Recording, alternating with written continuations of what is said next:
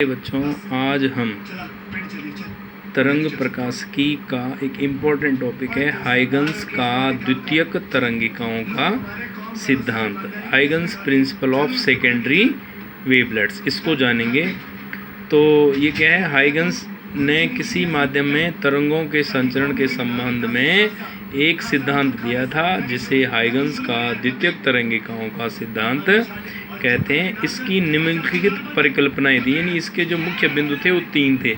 तो पहला बिंदु कुछ नहीं था, आपने क्या करना है, तरंगाग्र की परिभाषा लिख देनी है, जो आपको अभी पीछे है इससे पिछले टॉपिक में बताया। तो तरंगाग्र की परिभाषा लिख देंगे, एक पॉइंट।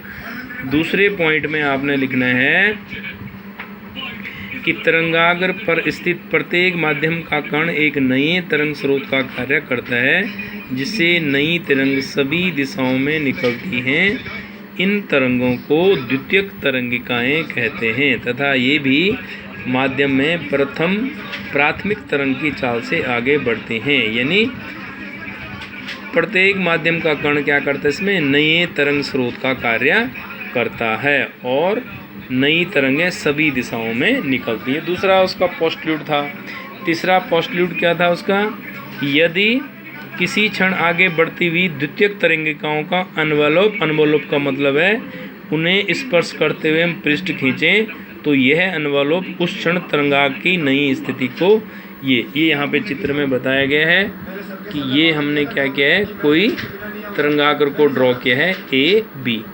अब इसको जो स्पर्श कर रहा है, देखो आगे की तरफ ये स्पर्श कर रहे हैं ना सर्कल 1 2 3 4 5, तो ये क्या करेगा, ए डैश बी डैश क्या कर रहा है, नए तरंगाग्र का काम कर रहा है, नई स्थिति को ये क्या कर रहा है, इसकी प्रदर्शित कर रहा है।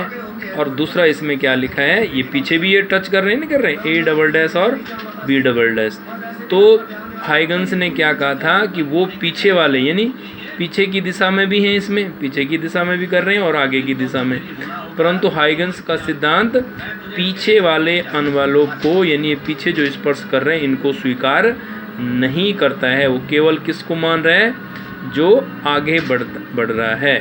तो यानी इसमें ये और इस चित्र में हमने क्या है, समतल तरंगाग्र को आगे बढ़ना समझाया गया है। यही इसका तीसरा पोस्टल्यूट था। इसको हम यहाँ पे जान लेंगे कि उसने मान लिया, क्या माना है कि S एक बिंदु स्रोत है। ये S बना हुआ है यहाँ पे, देखो ये S क्या है, यहाँ पे बिंदु स्रोत है जहाँ से तरंगें निकल रही हैं, जिससे तरंगें निकल रही हैं। माना कि तरंगों की चाल v है, यानी जो तरंगें निकल रही हैं ये देखो ये तरंगें निकल रही हैं, इनकी चाल v है और t समय के पश्चात तरंगाग्र की स्थिति ज्ञात करनी है।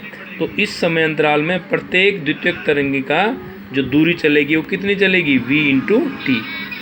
इस बात को समझ गए होंगे बच्चों कि S एक बिंदु स्रोत है और जिससे तरंगें निकल रही हैं। माना कि तरंगों की चाल क्या है, v है, और मान लो कि हमें t समय अंतराल के पश्चात तरंगाग्र की स्थिति ज्ञात करनी है। तो इस समय अंतराल में प्रत्येक द्वितीयक तरंगिका कितनी दूरी चलेगी, v इंटू टी दूरी तय कर लेगी और अतोम तरंगा ए बी पर स्थित बिंदु 1 2 3 4 और वी टी त्रिज्या के गोले खींचेंगे, यानी जो दूरी इसने तय की है। अब मैं इसको चित्र में समझा रहा हूँ। पहला पोस्टल्यूट, पहला पॉइंट लिख देना है तरंगाग्र की परिभाषा। दूसरा यहाँ लिखा हुआ है कि माध्यम नए तरंग स्रोत का कार्य करता है जिसमें नई तरंगें सभी, यानी कि जो अंडरलाइन मैंने की हैं ये चीज़ें आपने कॉपी में लिख लेनी और ये बढ़िया सा चित्र आपने बना देना है।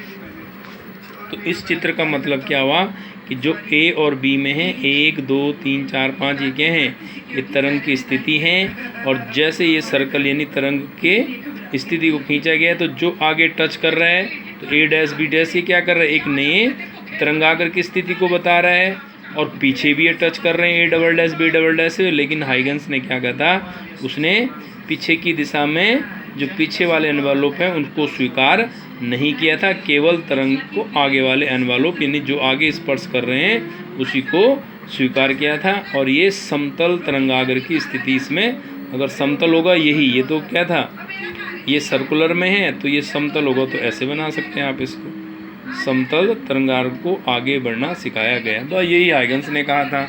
बाकी इसमें 1 2 चीज़ें कि इसकी सफलताएं क्या होती, हाइगन्स के तरंग सिद्धांत की सफलताएं। तो सफलता क्या है, उसने परावर्तन और अपवर्तन के नियमों की व्याख्या की, जो मैं आपको कल बताऊंगा, बहुत इंपॉर्टेंट है।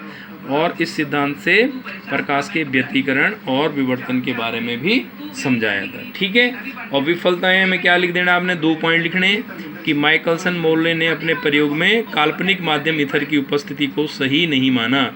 यानी आगे चल, क्योंकि आइगन्स ने किसकी माध्यम की कल्पना की थी, ईथर की, लेकिन माइकलसन मोर्ले ने इसको फेल कर दिया कि ये सही नहीं है, और इस सिद्धांत से प्रकाश विद्युत प्रभाव की व्याख्या नहीं की जा सकी। तो ये 2 पॉइंट इसमें फेलियर में लिखेंगे विफलताओं में, और 2 पॉइंट उसकी सफलताओं में लिख देंगे। इतना ही आप काम करेंगे।